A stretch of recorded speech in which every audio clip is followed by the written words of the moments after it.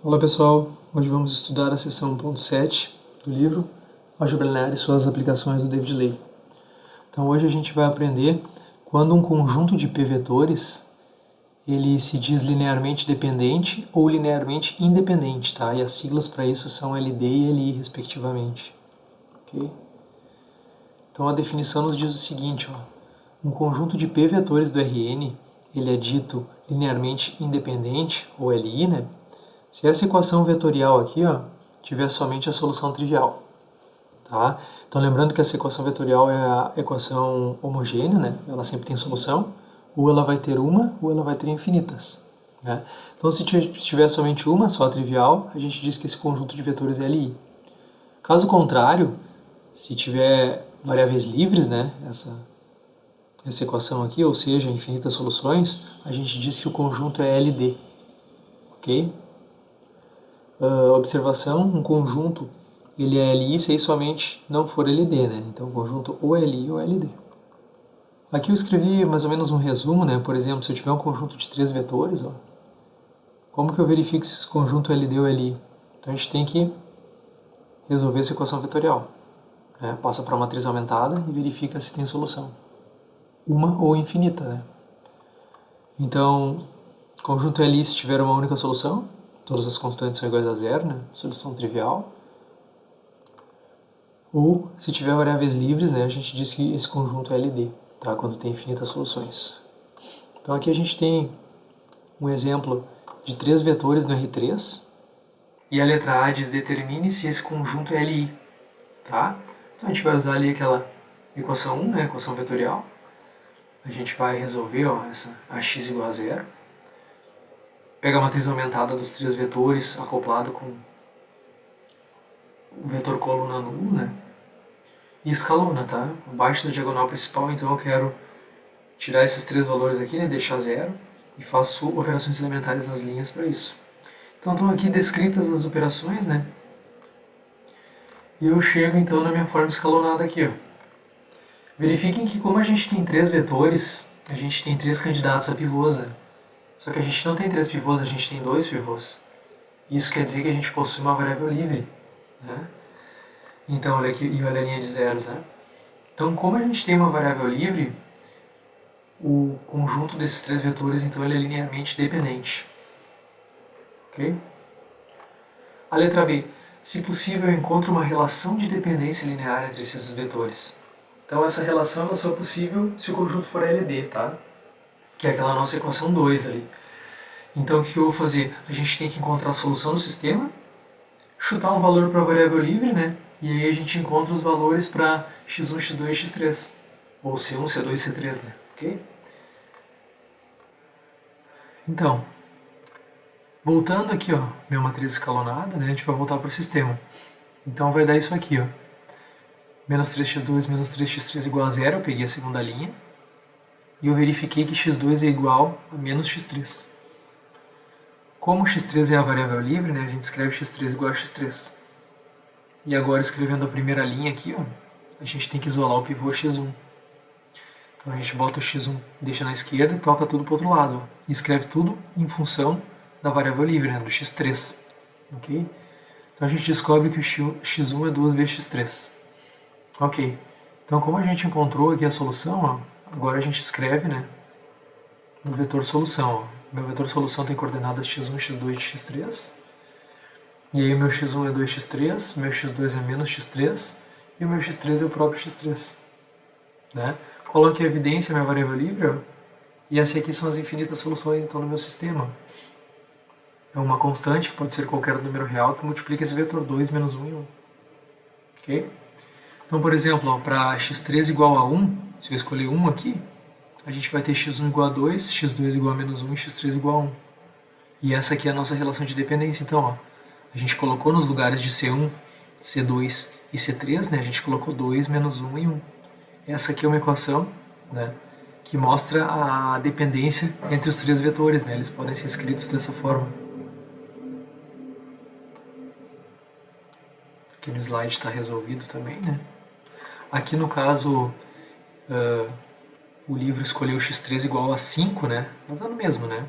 tem outra equação. Tem infinitas relações, né, de dependência entre esses três vetores, já que a gente tem infinitas soluções. Então, para a escolha de x3 igual a 5, né, a gente encontra essa relação de dependência.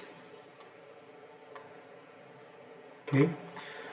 Então, as colunas de uma matriz A, elas são linearmente dependentes se e só se a equação AX igual a zero tiver somente a solução trivial. Tá? Então, a mesma coisa que a gente está trabalhando ali com vetorial, só que agora a gente pode perguntar de matriz, né? A gente pode perguntar assim, ó, verifique se as colunas da matriz são LD ou LI. Ok? Então, como que a gente faz? A gente precisa escalonar essa matriz completa, né? AX igual a zero. Então, a gente coloca aqui, ó. Tá aqui a nossa x igual a zero e escalona ela. A gente observa que ela já está aqui já, né, já está na forma escalonada, ó, e abaixo da diagonal principal é tudo zero, né? E aqui a gente tem 3 pivôs. Se a gente voltasse para o sistema aqui, ó, eu fiz aqui do lado, voltando para o sistema, a gente observa que as 3 variáveis, né, as 3 incógnitas são tudo zero. Então a gente tem a solução trivial. Tá? Quando a gente tem uma única solução, então, ou não tem variáveis livres, a gente diz que esse conjunto, então, das colunas da matriz, ele é LI.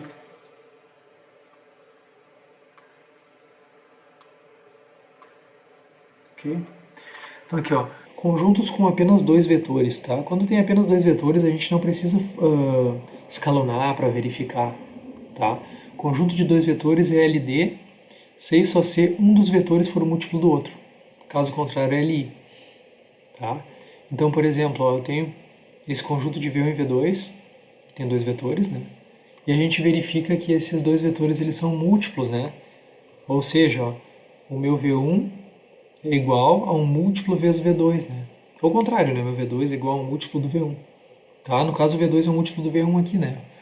Ó, eu posso escrever o V2 como 2 vezes o meu V1, né? Então, como um é múltiplo do outro, pela definição aqui, né? A gente sabe que esse conjunto já é LD. Tá? Agora observe esses outros dois aqui, né? O vetor 3 e 2 e o 6 e 2, eles não são múltiplos um do outro, né? Não tem nenhuma constante que eu multiplique esse vetor e me dê esse. Então, como eles não são múltiplos, já a gente sabe então que esse conjunto de dois vetores, W1 e W2, eles são LI.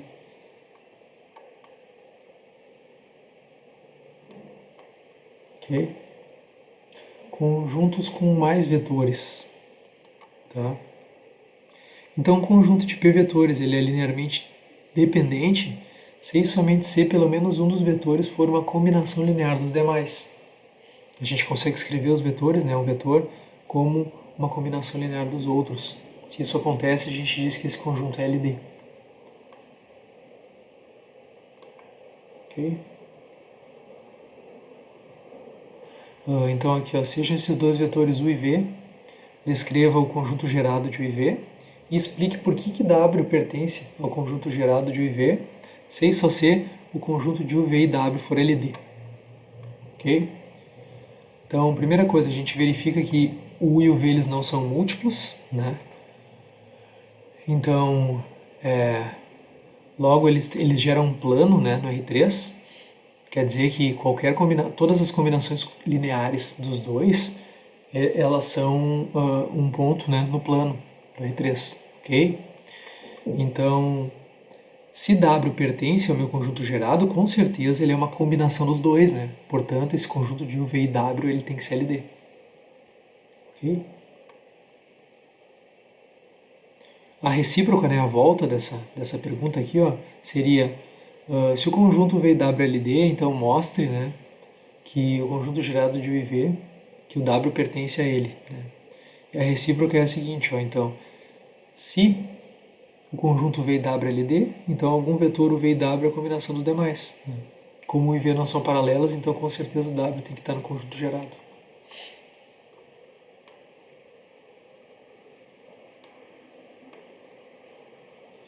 Então, conjuntos com 2 ou mais vetores. Então, aqui ó, a gente está observando um conjunto com 3 vetores, U, V e W. Ele será LD se e só se o W estiver no plano gerado por U e V. Tá? Então, aqui eu tenho um exemplo ó, de 3 vetores LD.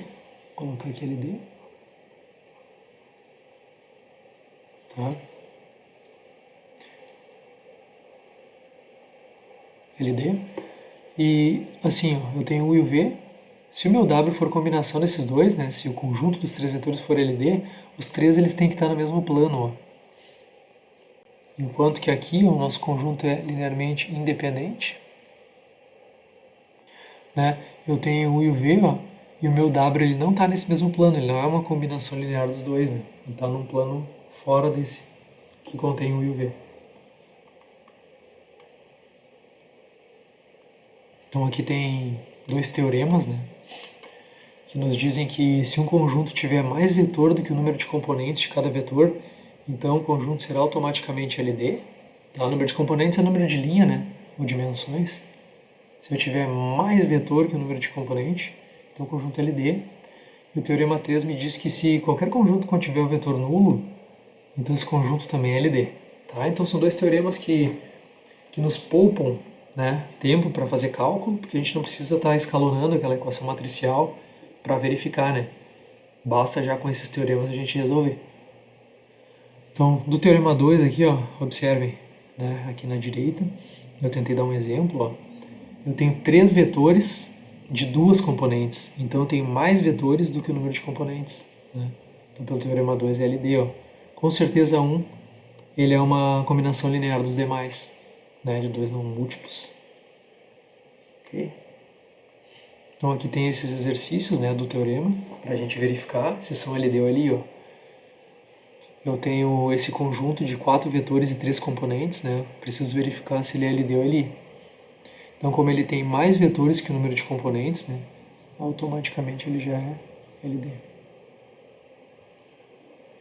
A letra B, né, eu tenho que verificar se esses 3 vetores, esse conjunto é LD ou LI. A gente verifica que possui vetor nulo, ó. Então automaticamente também, né, pelo teorema 3, ele é LD. E aqui dois vetores, né? Como que a gente verifica que dois vetores, que esse conjunto é LD ou LI, né? A gente verifica pela multiplicidade, verifica se eles são múltiplos, né? E eles não são múltiplos, tá? Eles não são múltiplos porque aqui, ó, esse último valor aqui, o sinal continua o mesmo, né? Enquanto todos esses aqui, o menos 2 muda para 3, o 4 muda para menos 6, o 6 muda para menos 9, né? Só que aqui não altera o sinal, ó. Então eles não são múltiplos, né? Não existe uma constante que multiplique um que dê o outro. Se tivesse o sinal trocado aqui, ó, seriam múltiplos, né? Eu vou deixar esse exercício para vocês fazerem, né? Verificar. Mas como eles não são múltiplos, então, esse conjunto é ali.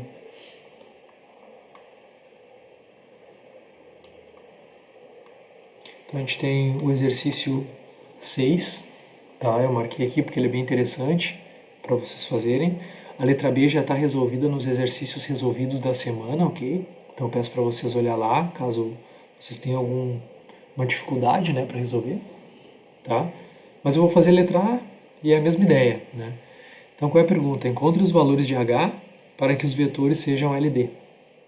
Então aqui eu tenho 3 vetores do R3, ó. Eu preciso saber que valor de H, né, esse conjunto é LD. Então, eu passo para a matriz aumentada, né, com a coluna de zeros, ó, né, e abaixo da diagonal principal, então, eu quero que esses valores, né, fiquem zero através das operações elementares nas linhas, tá? Então, até eu vou comentar para vocês quais foram as operações que eu fiz aqui, né? Primeiro, eu troquei ele a 1 com a 3, porque eu prefiro trabalhar com o pivô 1. Né? Eu troquei a 1 com a 3. Ó. Ok? E agora eu vou, então, tirar esses dois valores aqui, o menos 6 e o 3. Ó.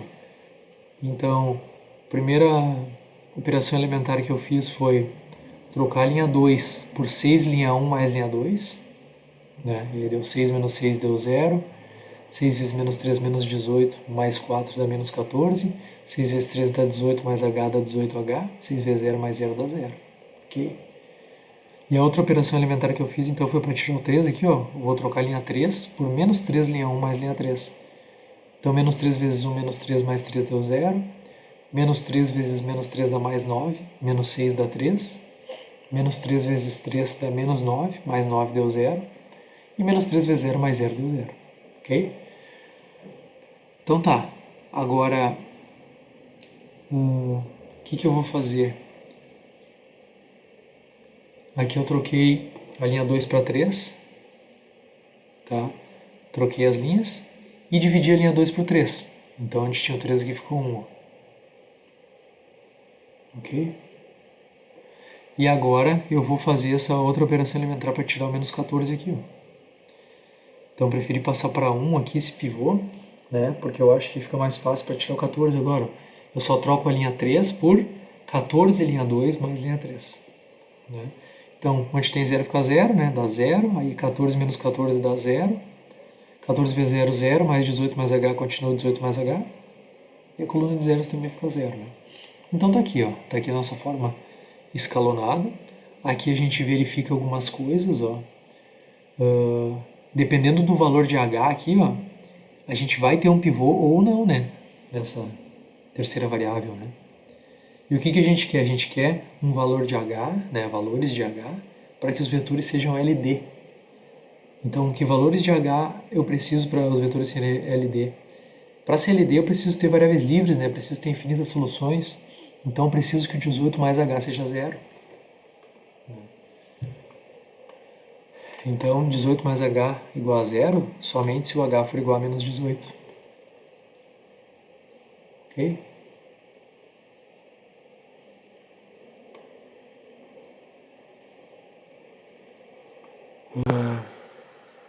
Aqui a gente também poderia...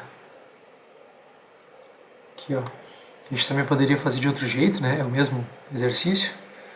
Mas aqui, ó, com certeza... se a gente observar aqui, ó, o V1 e o V3 eles são múltiplos, né? Dependendo do valor de H, ó.